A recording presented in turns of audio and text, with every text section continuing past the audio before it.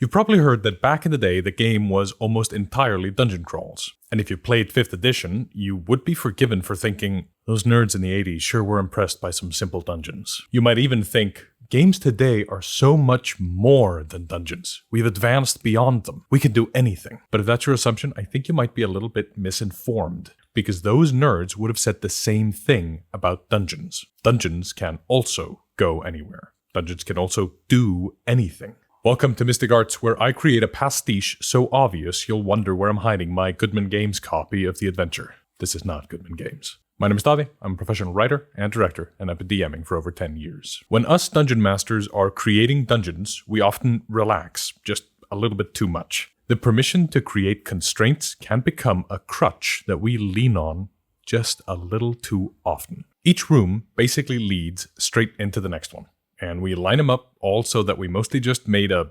funny-looking corridor interspersed with combat, as opposed to something more intricate. A dungeon would be better if it were a labyrinth of rooms, areas, and levels. But how do we actually do that? Well, we Jaquays the dungeon. Am I saying her name correctly? And Jennell Jaquays. Right. Jennell Jaquays. Jennell Jaquays. Jennell Jaquays. Jaquays. Jaquays. Jennell Jaquays had a particularly interesting way of designing dungeons. So, let's run through them. And for added visual clarity, I'll throw up an example of one of my own dungeons. This is the GSS Centurion, a crashed spaceship adventure I designed that your players could explore. Let's start with what I think is the most essential component of Jaquays Dungeons, an element that once internalized, you'll start applying it everywhere. They're cyclical. Map loops allow you to construct mazes with hubs. You can have a central room and continually return to it, which will help your players orient themselves in the dungeon. You can also create a certain maze-like feeling of coming back to where you left off earlier, which tends to create a sense of understanding, sense of comprehending your surroundings. Like when you're on a drive around town and you're on a street you've never been on before, so you begin wondering if you're lost, and then you see a landmark you recognize and you realize exactly where you are and breathe a sigh of relief. In the GSS Centurion, I included a few rooms that loop back, but the main one was the mess. It formed the centerpiece of the dungeon.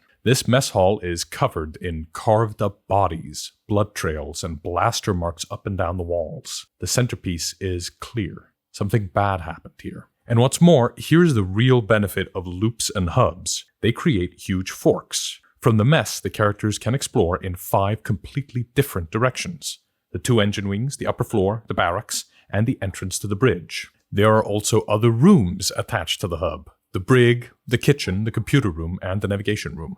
Players will be spoiled for choice. They can go anywhere, and it's up to them to decide how they want to explore. Standing in the hub, they'll be looking for loads of ways in and out. And they're safe to go poking around, because they know that logically at least one of these paths will loop back to where it started.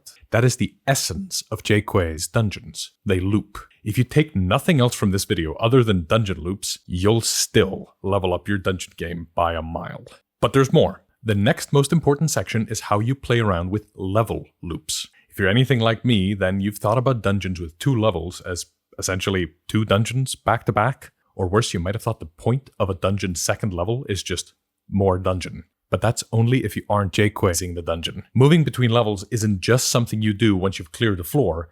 It can be a part of the exploration throughout. You can move between levels, loop between levels, and even enter in the middle. There are endless possibilities. Let's start by talking about multiple connections between levels, not just the one stairway winding ominously down to the next floor. In the Centurion's mess hall, there are stairways that lead to the top floor. In the docks, there's a spiraled stairway that leads down to the armory on the bottom floor. But there are also stairs down to the bottom floor in the engine wings that lead into the cargo hold. The docks have a viewing platform that leads up to the living quarters. These level loops create the same looping feeling but across the scale of the entire dungeon instead of being relegated to a single floor. You can take it a step further, and instead of starting on floor 1 and going down, you can enter in the middle of the dungeon with routes going up and down. You could introduce a discontinuous level. Let's say floor 3 of the dungeon has ways down to both floor 5 and floor 4, but floor 4 doesn't have a way down to floor 5. So, If you went straight from 3 to 4, you might search around until you track back and go back to searching floor 3 again to help find the entrance to floor 5. This will increase the labyrinthine feeling of exploring the dungeon. You can also play around with minor elevation shifts. Put stairways upwards and downwards on a single floor, not leading to a new level, just providing elevation changes for your current level. All of that adds to the labyrinth. When I first ran the GSS Centurion, it had a single entrance, but a fully Jaquays dungeon would have had multiple entrances. Build into your dungeon several ways to start. Those entrances can then be used as exits at later points. This is a fantastic way to reward exploration both inside and outside the dungeon, or for creating escape routes. Or maybe one of those entrances is a midpoint entry, goes to the middle of the dungeon, one goes to the first floor, and another is a big pit that leads into the boss room. Why not? When your players see the big pit leading into the boss room, they may consider it. You present them with the option. They could just go fight the boss, but they'll lose out on all the other loot they would have gotten from exploring the dungeon completely. Jaquaysing is all about presenting those kinds of choices. They offer incredible forks that your players can play with. I've done all kinds of variations on this. One time, Octavia the Paladin entered a tower with holes in each of the floors, all along the same side, with vines going from the bottom of the dungeon all the way to the top. It was a shortcut to the end. You don't have to go full Jaquays either. These are just tools. After all, it's up to you to play with them and use them where you think they'll elevate your dungeons. The GSS Centurion's boss room is on the bridge, which only the ship's onboard computer can unlock. The players will have to find computer cores to get the ship online, so the entry into the boss room is explicitly linear. But it's the only part of the dungeon that's like that. So I thought that worked. Another great tool of Jaquays dungeons are strange paths, either secret or unusual ones.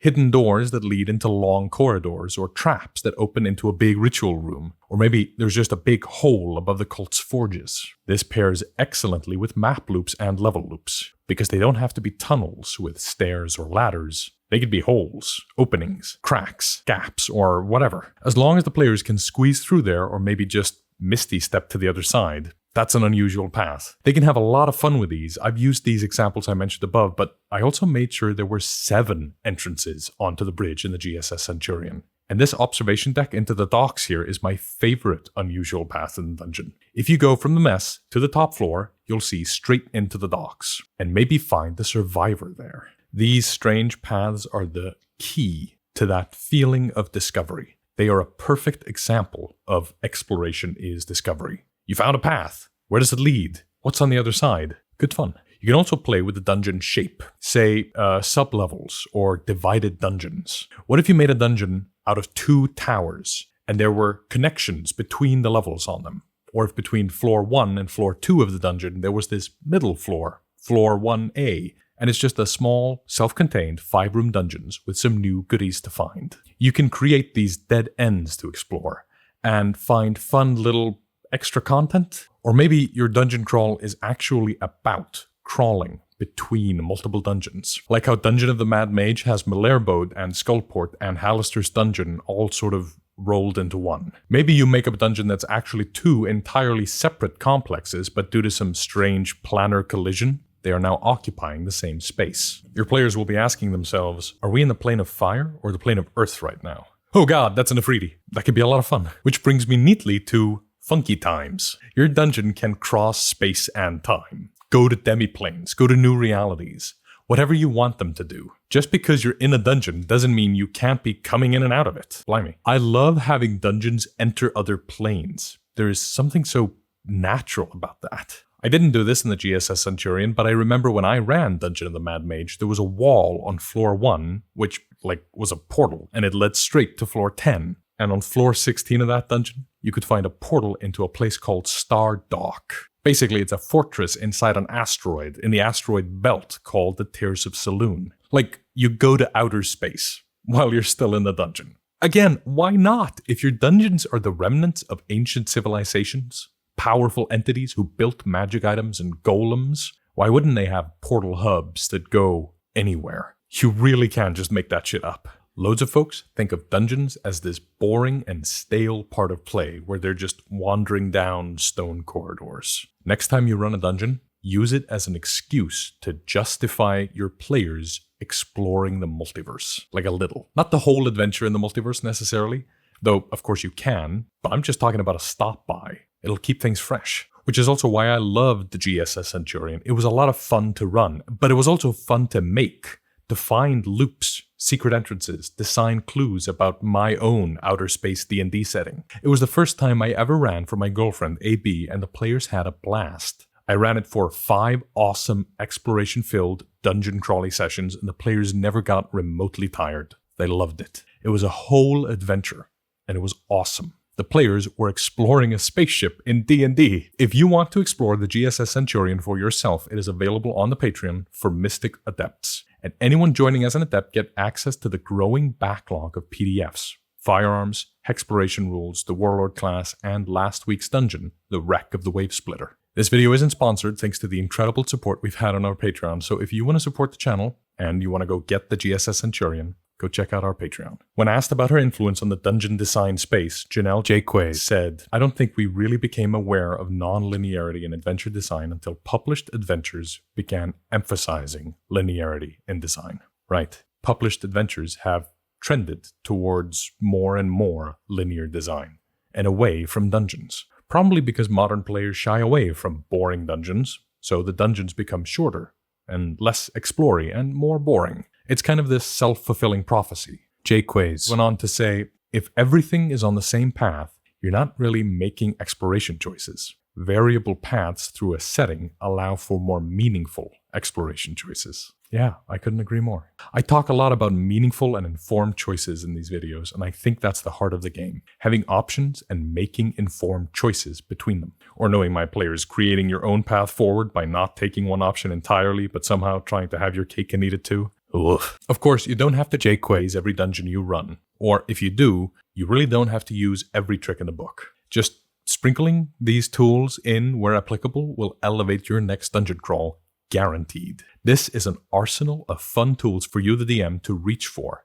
and to deploy to create interesting and living dungeons that have an abundance of interesting navigation options. It's a language for you to use when you want to convert linear dungeons into a maze that your players will get a kick out of exploring. Dungeons that are heavily Jaquaysed are a whole game unto themselves. They'll transport your players into a labyrinth they'll love exploring. They are the reason those nerds from the 80s were so amazed by dungeons. They're the reason they kept wanting to go back to the dungeon. Non-linear dungeons are immersive. It's a genre onto itself. This may not be the first time you're encountering these terms and ideas, but I have to stress, I didn't invent any of this stuff. I'm just trying my best to teach you folks about it. This video is heavily inspired by the writings of Justin Alexander. If you think the stuff I'm talking about here is as fascinating as I think it is, you really should do yourself a favor and read So You Want to Be a Game Master by Justin Alexander. Or at the very least, go check out his blog posts on the topics of Jaquaysing the Dungeon. Link in the description. But Justin himself was inspired by classic dungeon design from classic designers like Arneson, Gygax, Mulvey, and Wham, and in particular, Jennell Jaquays, author of The Dark Tower, Caverns of Thracia, Savage Frontier of Castle Greyhawk's 4th level. Her dungeons were particularly famous for their non-linearity and looping exploration elements. They were iconic. She worked in video games, on Quake and Age of Empires, even as a consultant on the Icelandic video game company, CCP Games. Whether you know her or not, she had a profound impact on all of gaming, and on our hobby especially, and she deserves to have her praises sung. Thanks, Jennell. I'll continue to Jaquays my dungeons for the rest of my life, and all of you should too. And that's where we'll pick it up next time. Thanks so much for watching this video. This channel is run by me and my girlfriend, and if you want to support us directly, consider joining our Patreon, where during all of Dungeon Mayhem, Mystic Adept tier patrons get dungeons. This week, it's the GSS Centurion, where, spoilers, a spaceship has crashed in the forest and the mountains grew overnight. The heroes delve into what turns out to be a flow ship, a vessel capable of sailing the multiverse. But if you're feeling especially generous, you might like the video, comment, share, or subscribe, and hit the bell to be notified when we release new videos. Until next time, keep studying the mystic arts.